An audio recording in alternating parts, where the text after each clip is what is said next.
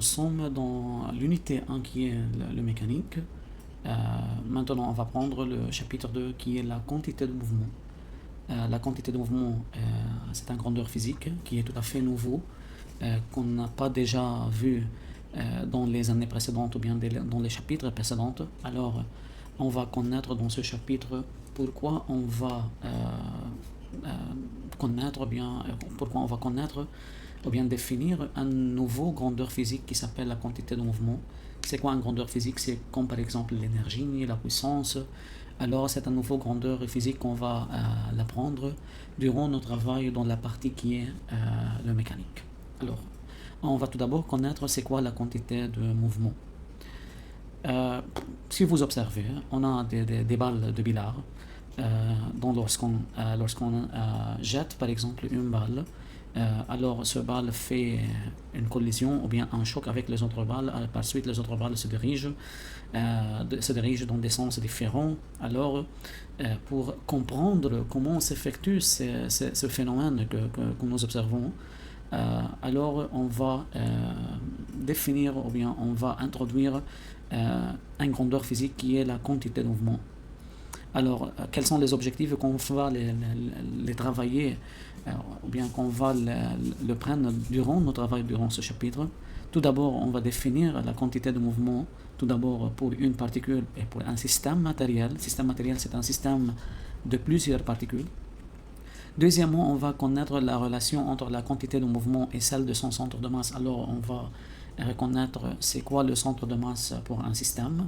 Troisièmement, donner l'expression de la deuxième loi de Newton en fonction de la quantité de mouvement, alors qu'il est important de reconnaître la deuxième loi de Newton, de travailler la deuxième loi de Newton, car on va l'apprendre durant ce chapitre.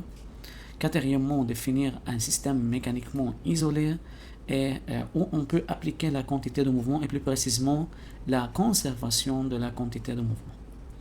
Alors, si vous observez ce phénomène qui est, ou bien cette expérience qui se fait de la vie réelle, alors si on a un canon, dans ce canon va jeter une balle, alors si la balle s'élance vers l'avant, on observe que le canon se recule.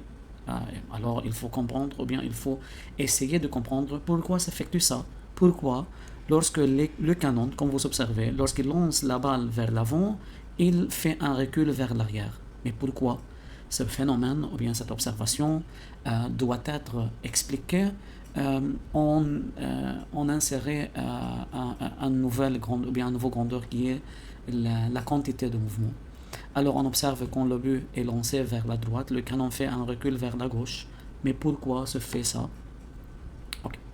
Un autre exemple, aussi nommé de penser pourquoi aussi s'effectue ça, alors que lorsqu'on se déplace sur la barque, يعني إذا نحن كان في عندنا مثل شخطورة صغيرة عم نمشي عليها بنحس حالنا حنوقع ونحن بنكون عم نمشي لقدام, alors quand vous passez de l'avant à l'arrière, يعني quand on déplace par exemple vers la gauche d'une petite barque initialement immobile, vous remarquez que la barque effectue un mouvement dans le sens contraire, alors que la barque se déplace dans le sens opposé à nous. Alors pourquoi ça? Alors aussi, on essaye d'expliquer cette observation ou bien ce phénomène qui se réalise, alors nous avons besoin aussi de la quantité de mouvement. Alors un autre exemple, que lorsqu'on lance une balle en utilisant la fusée, alors aussi la fusée fait un recul vers l'arrière. Comme vous observez dans cette vidéo, okay, vous observez qu'il y a un recul vers l'arrière. Alors aussi, pourquoi se fait ça? Okay. Vous observez ici lors d'un accident. Alors dans ce chapitre, on va étudier aussi l'accident que se fait entre des particules ou bien entre des objets. Un autre exemple aussi, lorsqu'un patineur sur glace, c'est-à-dire il n'y a pas un frottement, immobile, lance horizontalement un ballon lourd, alors lorsqu'il lance vers la droite, il va effectuer un mouvement de recul, بيرجع لورا. مش انه هو بيرجع حاله لورا ولا حاله بيرجع لورا.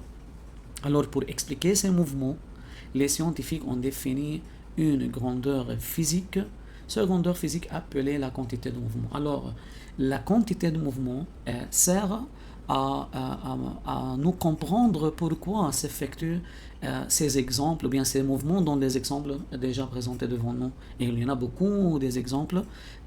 Pour comprendre pourquoi s'effectue ça, ou bien pour les expliquer, nous avons besoin de connaître ce grandeur physique qui est la quantité de mouvement. Alors tout d'abord, en continuant, on va connaître c'est quoi la quantité de mouvement.